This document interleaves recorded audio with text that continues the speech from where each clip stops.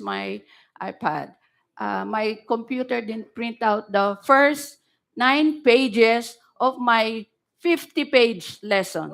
Ah, sorry. Just kidding. Just kidding.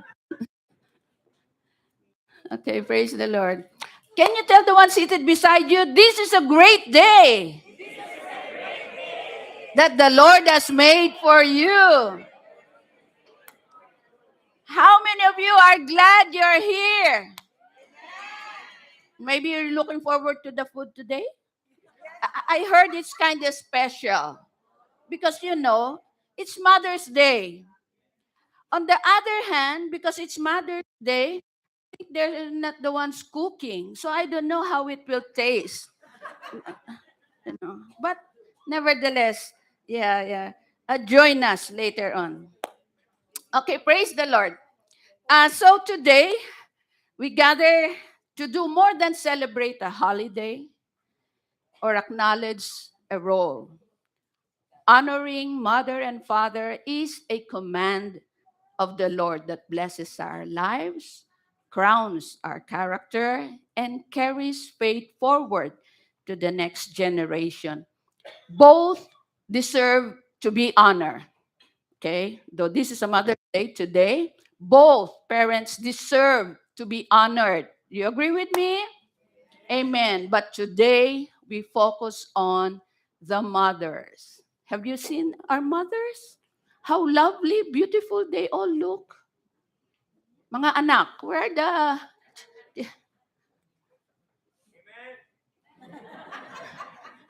Maybe no one has commented, how your mothers look. Have you?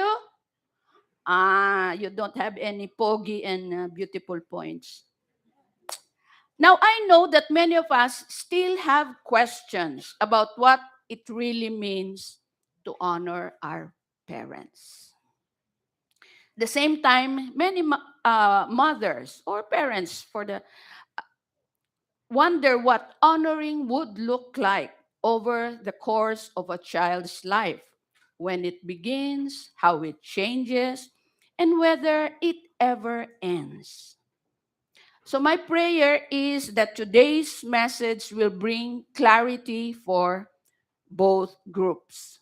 And I wonder if our tech is ready with my.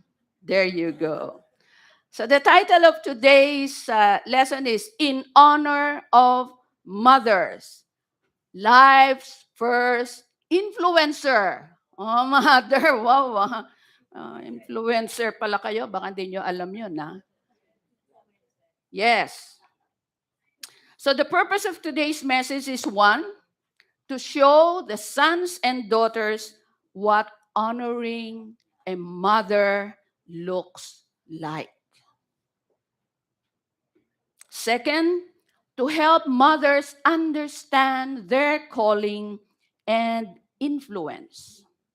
And last, but most important of all, is to give God all the glory for whom mothers were created to be. So, in other words, whether you find yourself today as sons and daughters or as parents, I hope you will have a clearer understanding of biblical honor, recognizing a mother's influence, and responding with practical obedience. So today is not about on a pedestal or pretending they are perfect. Mothers, can I ask you, do you feel you are perfect?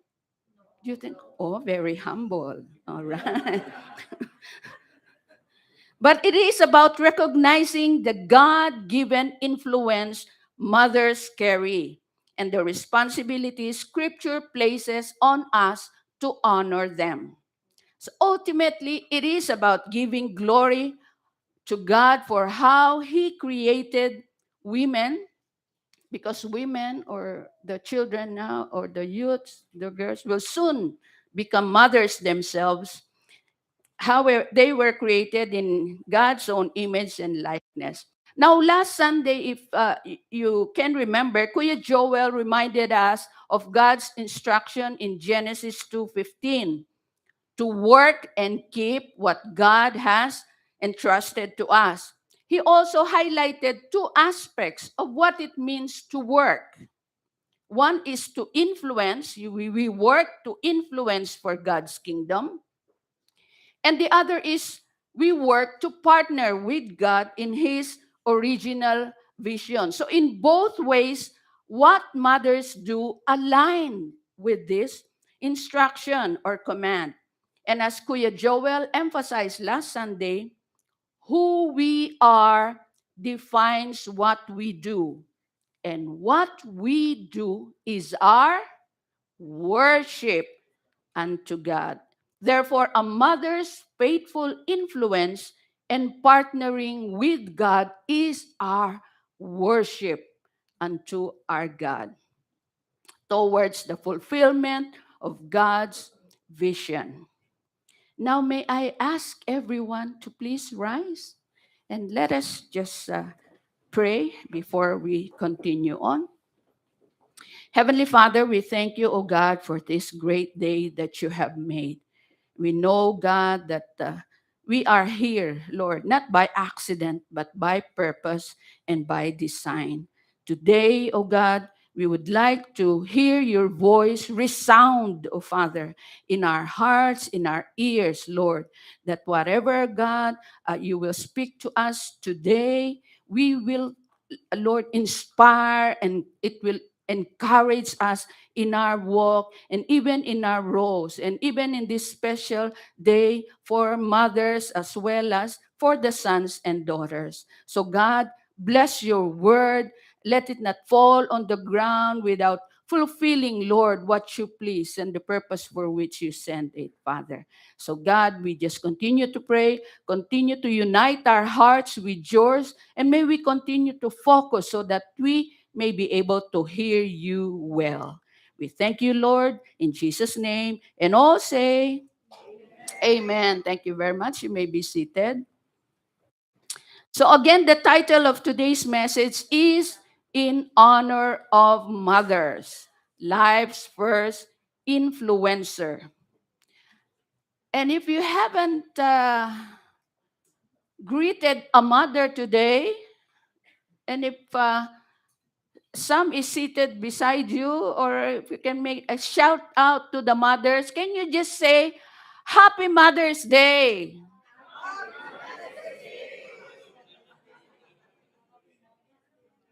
Mothers, I hope you are glad being mothers. Huh?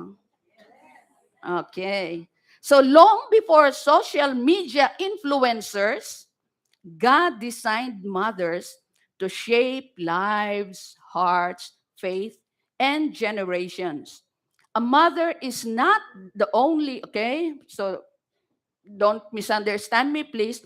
A mother is not the only influence, right, in a child's life, but she is often the first and one of the most powerful. As Uncle Ben of Spider Man said, with great power comes great responsibility. And God said, to whom much is given, much is required. You know, so mothers, God has entrusted you with much grace and wisdom to nurture and train children. And where God gives capacity, He also calls for faithful stewardship. And as we continue, we will see what that looks like in everyday life. So, mothers, although as we go along, you will see the great responsibility. Actually, you already know it, but it's a reminder for each one of us, as well as I'm not just talking to mothers today, please hear me out, okay? I'm also talking to the sons and daughters of these mothers, okay? Because later on, we will also discuss your responsibility to your mothers and parents come June. Okay, because we're going to celebrate Father's Day. Okay. next month. Okay? So whatever those responsibilities are, however heavy the burdens are, include nyo na rin pati yung burdens nyo sa mga sons-in-law nyo or daughters-in-law. Include your responsibility or burdens about your husbands or, other relatives, friends, and all that. Actually, when you weigh them on a scale, do they have any weight? If you put all your burdens together and put them on a weighing scale, what do you think? Will the needle move? Yes, no, yes, no. No! You think if you put all those burdens on a weighing scale, see, it's all in the perspective. That's why God is saying, my burden is light. Because when you put all those actually on a weighing scale, they don't weigh anything. They don't, really. And that's what God wants us, uh, wants to let us know, that in spite of the responsibilities of mothers, in the eyes of God, they are light. But the key there is we have to partner with the Lord. You have to partner with the Lord so that all those will become light. Okay? Now, does it mean to honor a mother?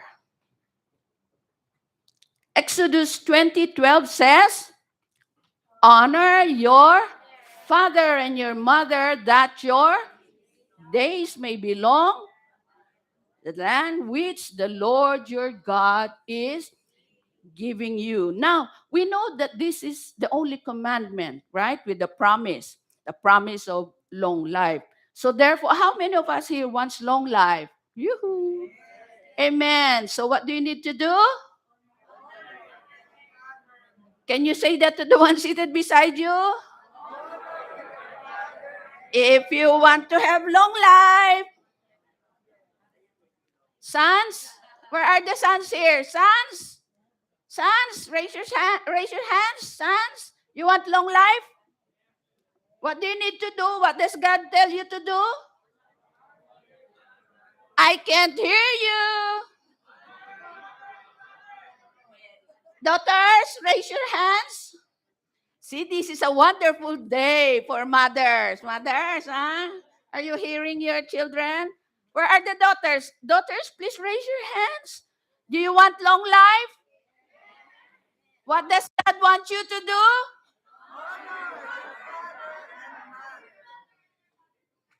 I hope you'll remember that.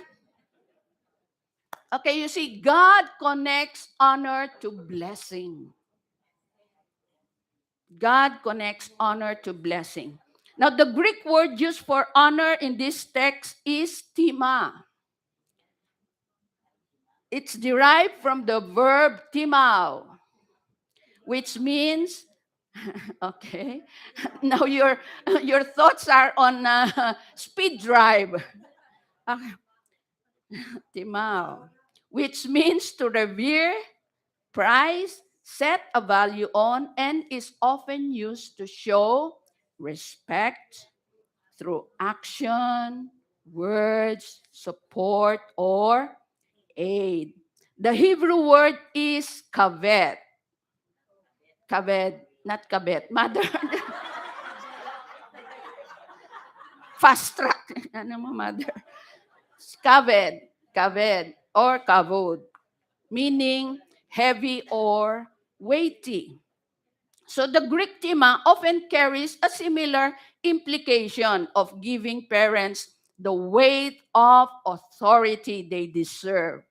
So honor is giving respect not only for merit, but also for rank. Okay? When scripture speaks about honor, it means more than affection or gratitude. Honor is shown in respect in speech, gratitude in attitude, and care in action. A child may obey parents for a season, but sons and daughters are called to honor for a lifetime. So, for those sons and daughters wondering when honoring ends, sorry to say, it's for a lifetime. It's for a lifetime. So, the key truth is there is no limit or expiration date on giving honor to parents.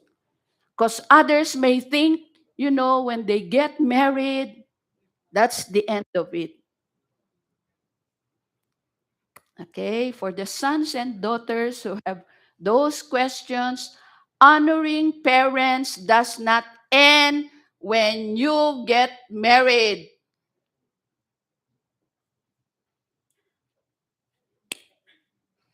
It never stops. It's for a lifetime. Now, honor does not when we become adults. Honor does not depend on convenience. Honor does not require our mothers to be perfect. I say that again. Honor does not end when we become adults. And I'm talking now to the sons and daughters. Honor does not depend on your convenience. Last but not the least, honor does not require our mothers to be perfect. Ultimately, we honor mothers not because they deserve it, but because God commands it. God commands it. Before pastors, before leaders, before inventors, there is a mother. A mother, the life's first influencer. An influencer, and that is now, of course, the mother is an individual who has the capacity to shape values, behavior, direction, and decisions. It is done through authority, knowledge, position, or the nature of the relationship. Mothers play a significant role in a person's development. Even in scripture and history, we see how a mother's presence, faith, and encouragement can shape a life. Somebody said, behind all your stories is always your mother's story.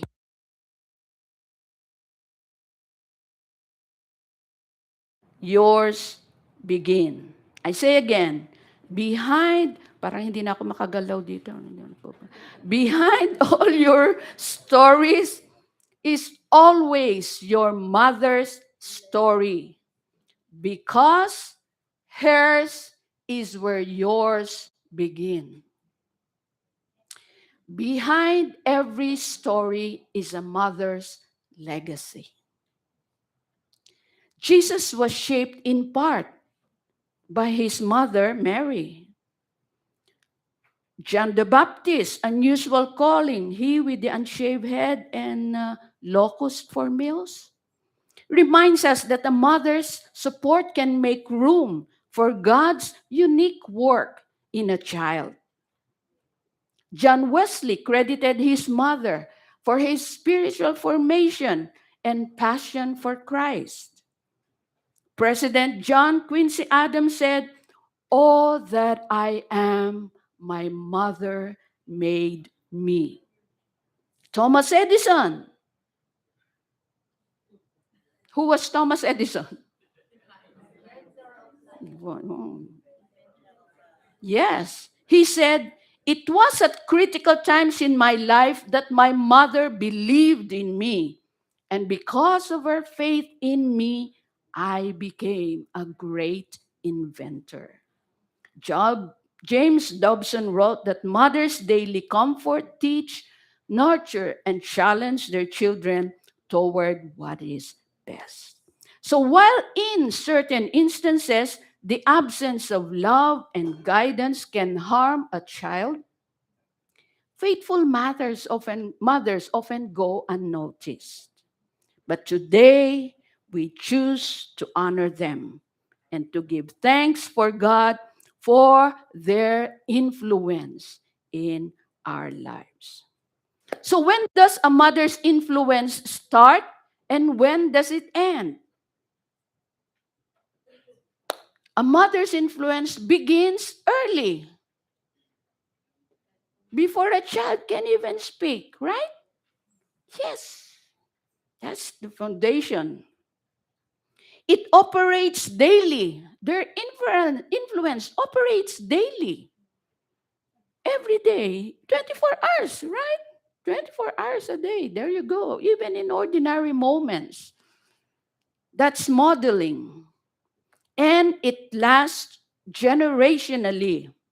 It shapes identity long before adulthood. And that's the legacy. How is it demonstrated? Her influence happens through presence, through proximity, and through relationship. So the key truth here is God had given mothers influence not by accident, but by design. And we can see this through the many roles they play. Okay, so we're going to use the acronym for mother on explaining the roles and influence of these mothers. Okay, can you spell mother with me?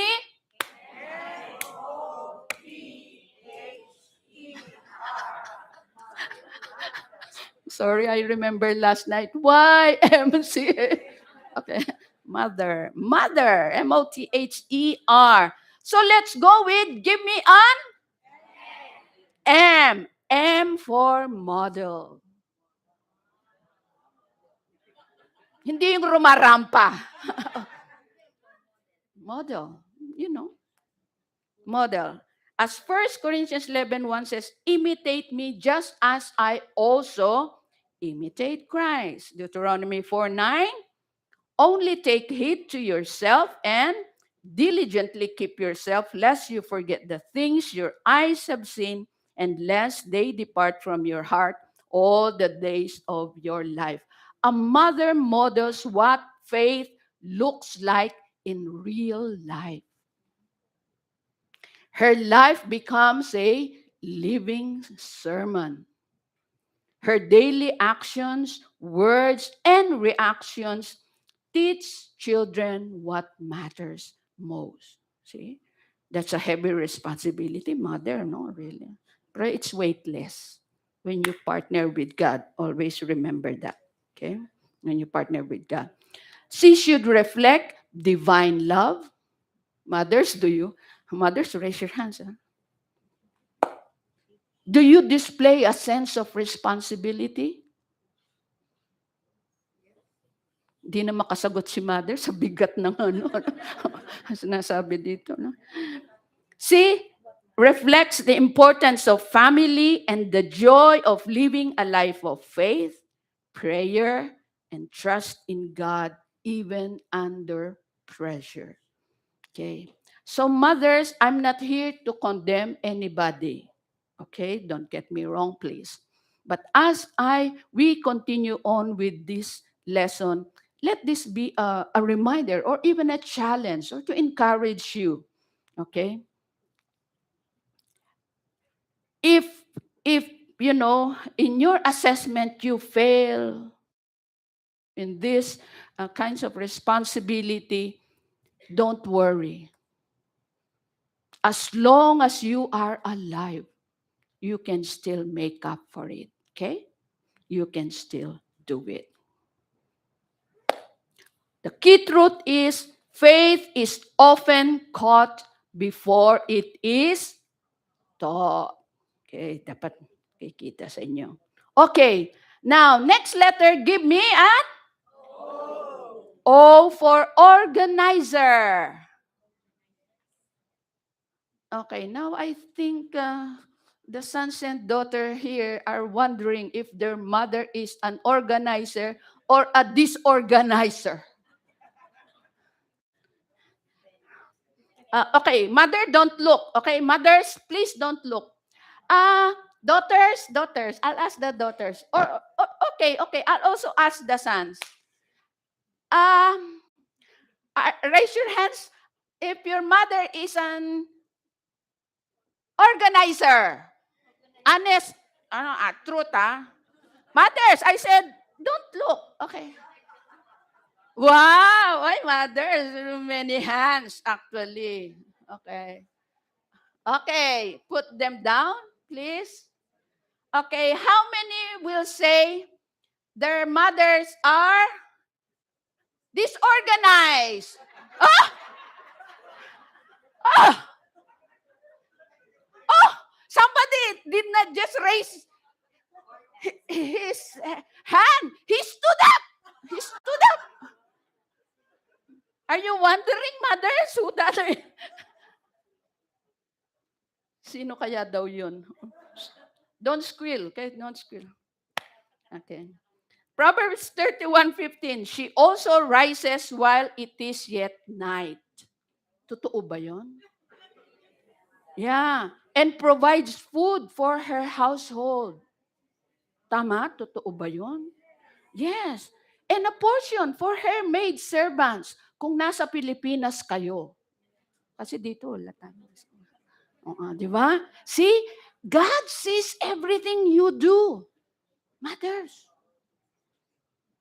Verse 27, she watches over the ways of her household and does not eat the bread of idleness. Sons and daughters, sino ang mothers nila ay tamad? Raise your hands. Oy, wala akong nakikita. Oh, mother. Very good. Okay. Mothers create rhythm, order, and stability.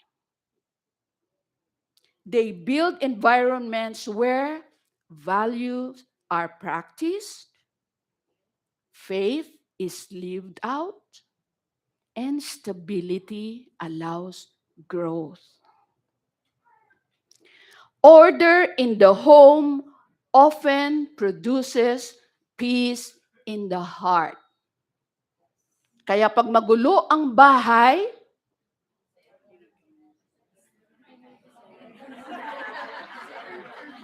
di ba? See? Di ba? Di ba? I know the truth hurts. Ay. When there's order in the house, whether we're, talking about, relationships or physically, di ba? When there's order in the house, di ba? Peaceful ang mundo nyo, di ba mga mothers? Pag hindi magugulo yung mga anak, peaceful. Di ba? Pero pag magulo sila, anong reaction ng mothers? Ha? Iba-iba na. Buisit daw, ha? Sermon. Ba yan? Okay. Next letter. Give me a for teacher. So we started off with mother being a model, and then organizer, and now teacher. So of course, Proverbs 22:6 Train up a child in the way he should go, so that when he is old, he will not depart from it. Proverbs 1, 8 to 9, my son, hear the instruction of your father and do not forsake the law of your mother, for they will be a graceful ornament on your head and chains about your neck.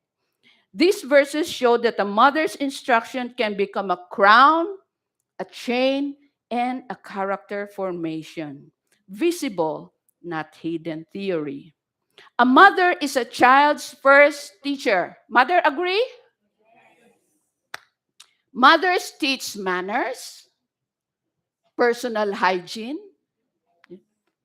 okay, discipline, yes, life skills, yes, and they lay spiritual foundations, yes. Okay, hanggang mamaya, gaganon kayo pa. Okay. Their voice become a child's first moral compass. Diba? Silang unang nakakapansin pagka, diba, hindi tama ang kanilang mga anak. Mothers have been commanded to teach and train children in God's word and ways from a young age, leading them toward a personal relationship with Jesus. Now, next letter, give me a H for homemaker. Maganda yun, hard worker. Oh. Hair maker? Huh? Homemaker. Homemaker. Proverbs 14:1, the wise woman builds her house. Proverbs 31:19, she stretches out her hands to the distaff. This is a tool used for the wool, making wool. And her hands hold the spindle. A mother thus more than maintain a house. She builds a home. Can you tell mother, the one seated beside you, mother, you are a builder. Mother, huh? Kaya tingnan nyo yung mga muscle nila. They're working hard every day. A mother creates safety, builds belonging, and provides warmth and refuge. The key truth here is a house shelters bodies. A home shapes souls. Next letter, give me a for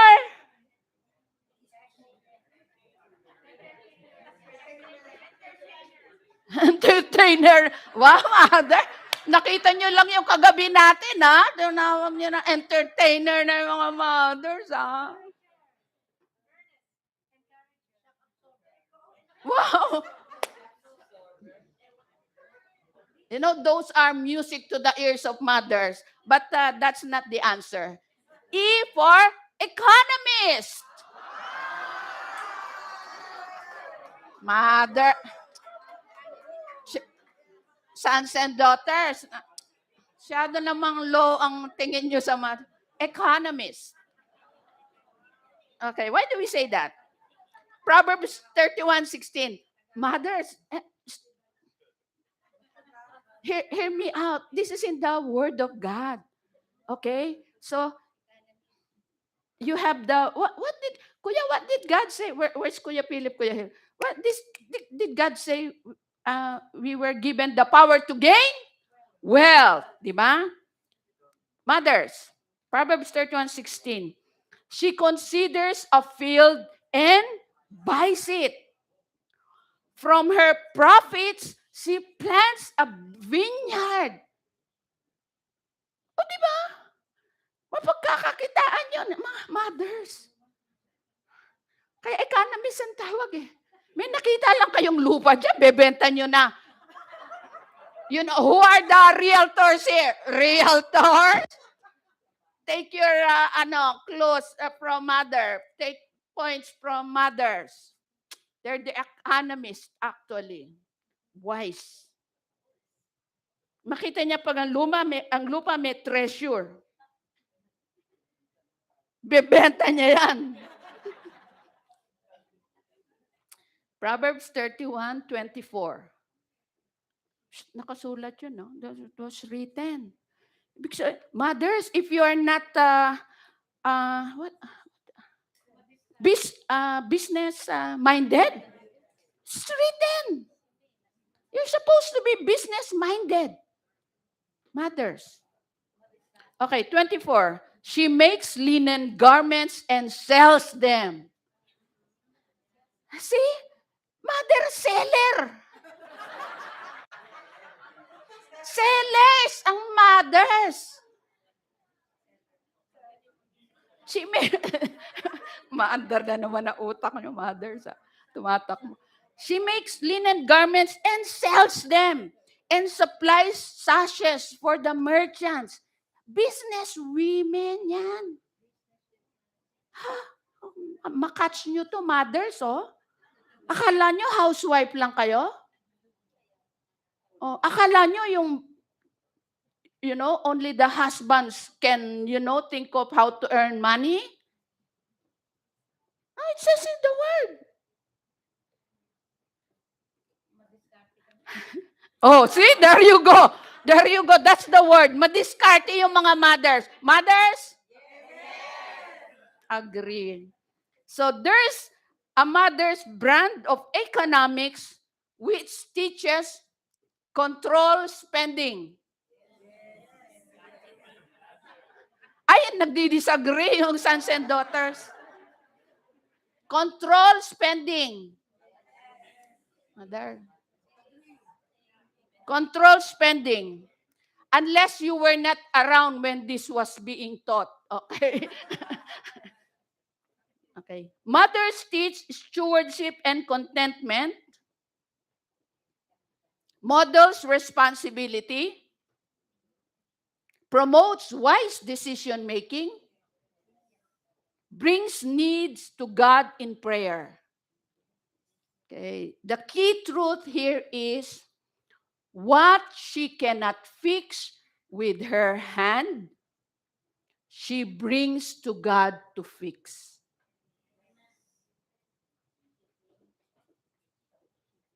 Last letter, give me a R for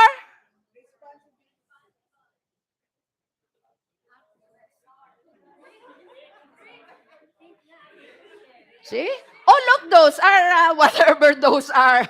They're music to the ears of the mother. But mothers, R is for repairer.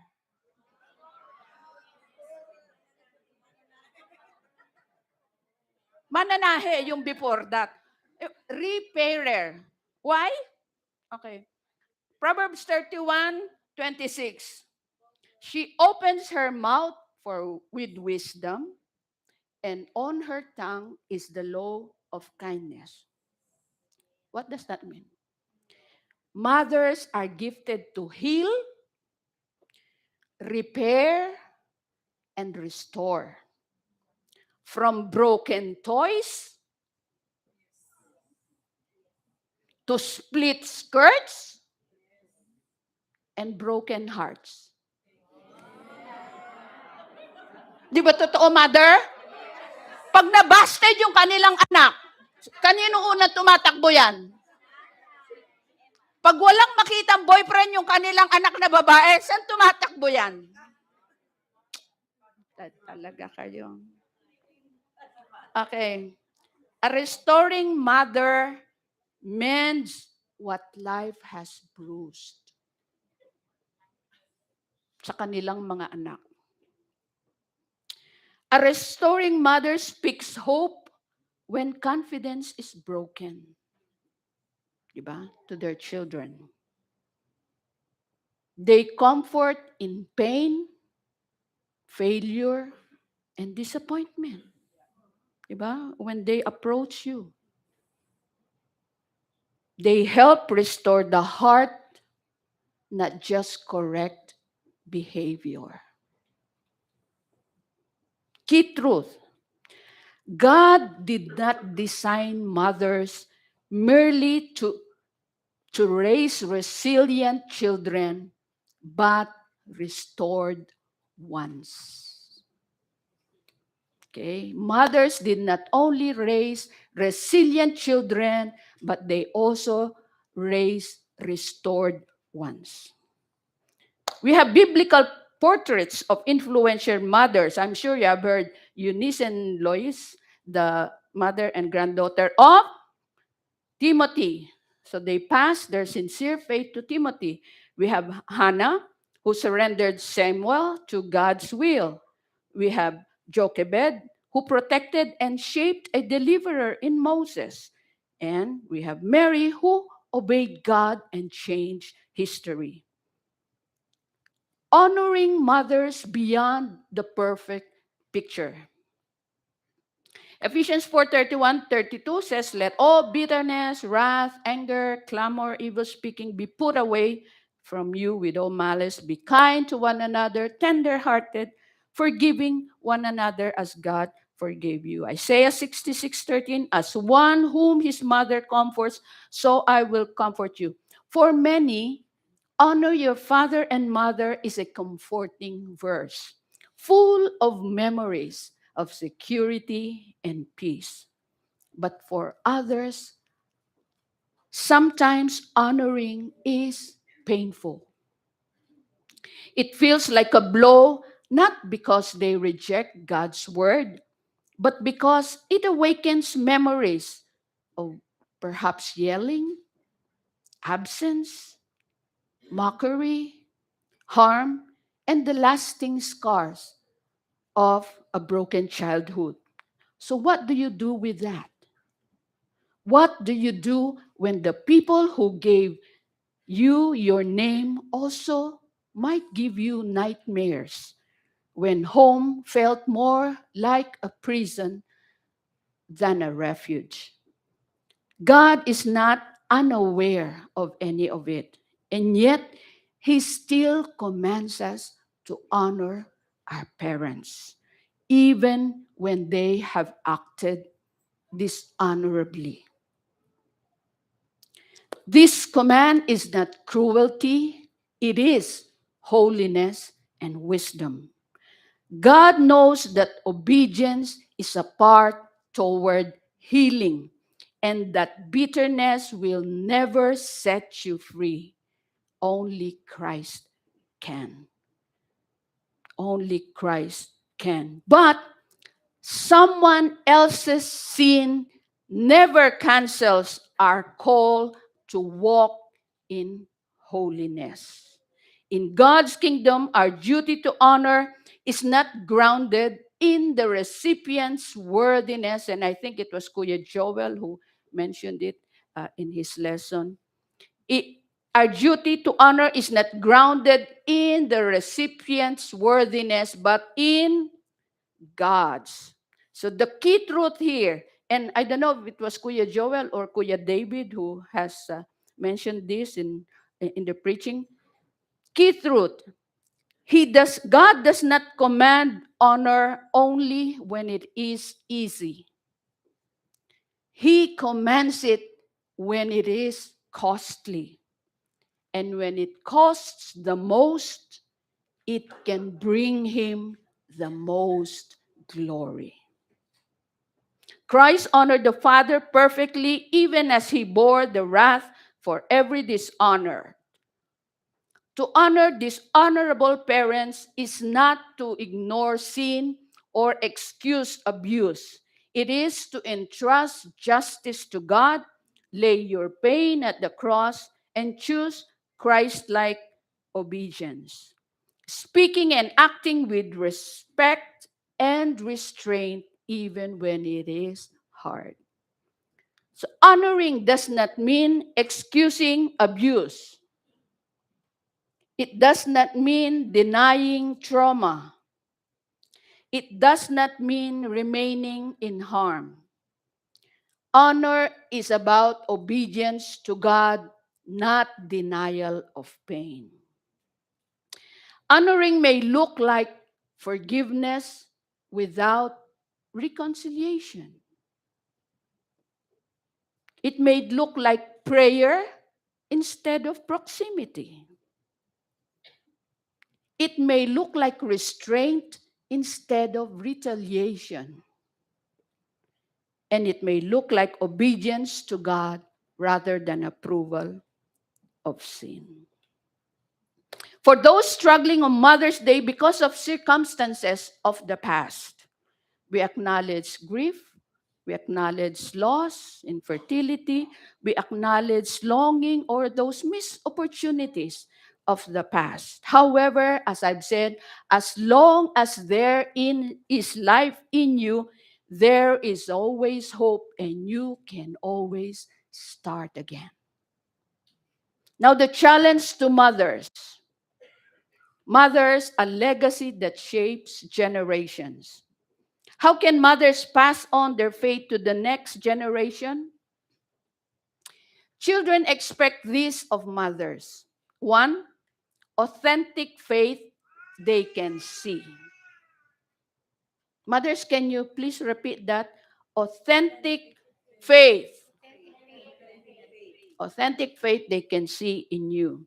Your children need you to see that you care for yourself, own spiritual life and growth. If you want your children to hold your faith, they must see it lived in you, active, consistent, and changing you into the likeness of Jesus. When faith is only words, it can feel like religion. But when it is visible and practical, it becomes a pathway they can follow. Number 2, vision beyond today. Mother, say that again. Vision beyond. So start early. Nurture character while your children are young and keep a clear vision of the values and behaviors you want them to carry into adulthood. Moms, what you do today is planting seeds for tomorrow. Stay faithful. Your effort is worth it. Last but not the least, godly model of relationships. You see, daughters often learn how to love and serve their future families by watching how their mothers treat the people in their home. Sons often learn how to love and honor women by watching how their mother is loved and honored. What they see at home becomes normal to them, and it is often what they repeat in their own family when it comes to that. Key truth is parenting is not just about correction. It is character formation. Applications to the sons and daughters here. Some of the ways to honor your mothers or parents. Number 1, forgive even without repentance. Sons and daughters, can you repeat that? Forgive even without repentance. Forgiveness is not conditional, and it does not wait for an apology that may never come. Jesus did not say, wait until your offender is deeply sorry. No. What did he say? If you do not forgive men their trespasses, neither will your Father forgive you your trespasses. Forgiveness is not pretending the harm did not happen. It is laying down bitterness at the cross so it does not rule your heart or your future. Number 2, refuse to revile. What does it mean? Revile means any abusive, insulting, or contemptuous language. Your parents' sin does not give you permission to sin. Refusing to revile means you will not weaponize your words. Acknowledge evil without echoing it. Speak truth without being a slanderer. Choose self-control over retaliation. Hear this. God is not calling you to silence. He is calling you to disciplined speech. Therefore, whatever you see your mother does, unless it is for the purpose of speaking out the truth or the word of God, what's your speech? Please, sons and daughters. As 1 Peter 3:9 says, do not repay evil for evil or reviling for reviling, but on the contrary, bless. For this you were called, that you may obtain a blessing. And I say this not just for the sons and daughters, but for the parents as well. Bless. What did God say? Curse? No. Bless. Bless for you to obtain a blessing. 3, show basic respect. Okay, sons and daughters, show basic respect. Honor does not always look like warmth. Sometimes it looks like restraint. And restraint can mean speaking without sarcasm, remembering without hatred, refusing to make them the punchline in your conversation. Basic respect is not denial of pain, it is obedience before God. Number 4, practice measured obedience. Children are called to obey. Adults, who are the adults here, are called to honor. As an adult, you are not required to obey sinful commands or submit to manipulative control. You are called to listen with humility, discern carefully, and respond with respect. As Proverbs 23:22 says, listen to your father who begot you, and do not despise your mother when she is old. Number 5, for those who are soon going to get married, provide when possible. Sons and daughters, provide when possible to your mothers, to your parents.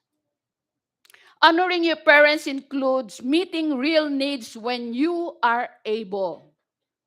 It does not mean enabling sin.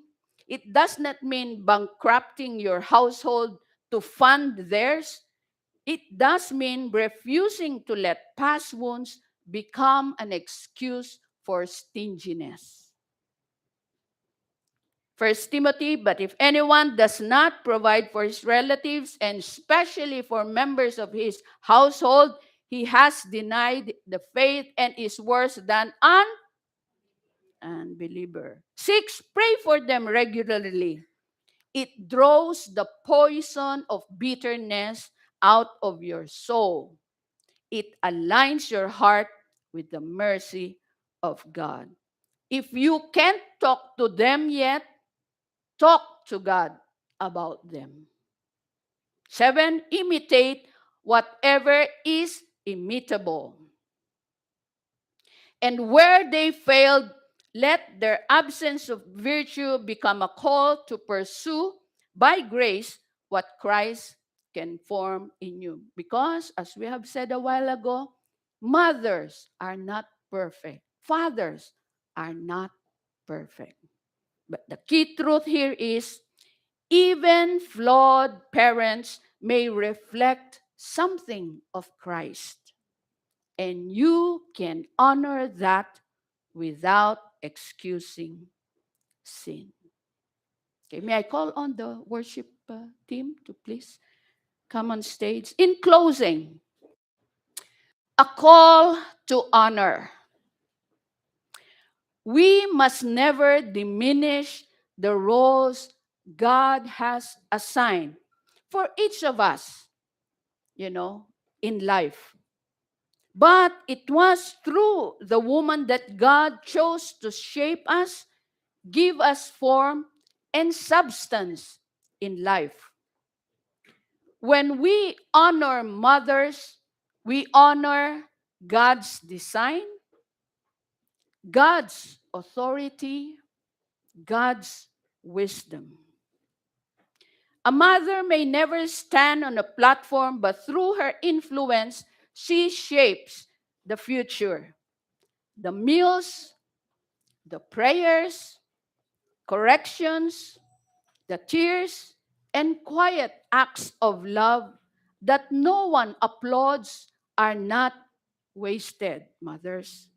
They become the foundation on which sons and daughters learn to love God, honor people, and live with purpose. What a mother plants in one's life are often harvested in many lives. Her faith becomes a lamp for her children, and through them, a light to generations yet unborn. So let us honor our mothers not only with words today, but with lifelong respect, care, and gratitude. Because, and this is our final declaration, and I'd like to invite all to please stand, and let's do this together as our final declaration. Not just for our mothers, because it is Mother's Day today, but for our family as well and for this community. Let's all together read the final declaration.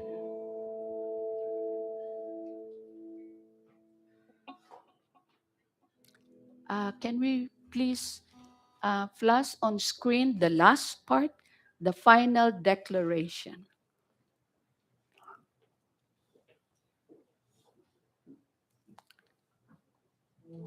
The last slide, please, so that every one of us can follow.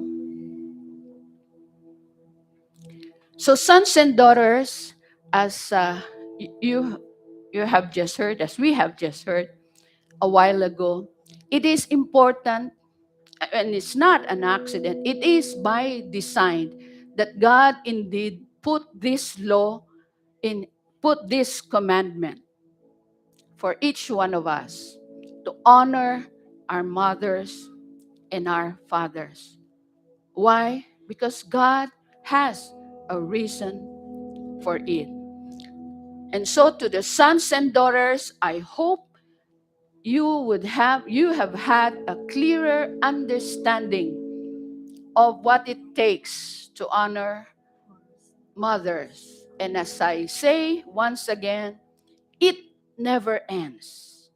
Honoring mothers or fathers never ends. It is for a lifetime. And we, as sons and daughters of our parents, are accountable to that, to God for that. Okay? And as I've mentioned, it doesn't matter what we see wrong in them. What matters most is our responsibility to God to honor them regardless of the wrong or the mistakes they do. As our final declaration, okay, let's all read it all together. 1, 2, 3. When a mother is strengthened, a family is steadied. When a family is steadied, a community is blessed. When a community is blessed, God is glorified. Mothers, surely God must have spent a little more time with you. Mothers, please say that to one another. God must have spent, and everybody else, because God did that for you too. Can you say to the one next to you, God must have spent a little more time with you. Let us pray. Hallelujah. Heavenly Father, we thank you for this wonderful day, God. This day that you have made, especially for us, Lord, to honor mothers this day. It's not an accident, Father, that you have allowed this day for mothers to be remembered because it is how you see them, Father God. The importance, their influence in the lives of us, their children. So, Father, we thank you, and once again, we thank you, God, for reminding us, the sons and daughters, that honoring them never ends, Father God. And that, Lord, is our commitment to you. So regardless of what mothers did or didn't do for us, you have commanded us to honor our mothers, to honor our fathers. And that, Heavenly Father, is our commitment, being your sons and daughters, O God.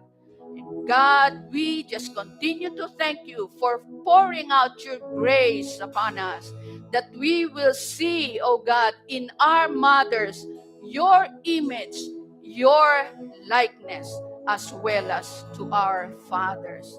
So, Father God, for those who have wounds, Lord, because of circumstances in the past, because of missed opportunities by their mothers or by their fathers, Lord, you are asking us not to take it against them, Father God, but that, Lord, our duty, our obligation, our worship is to honor them as we honor you, Father.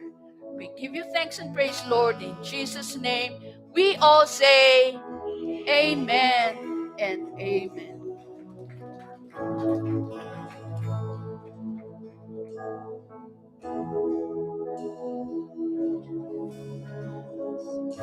Sige, let's sing a response song and just thank the Lord. Let's sing all my life. And all my life you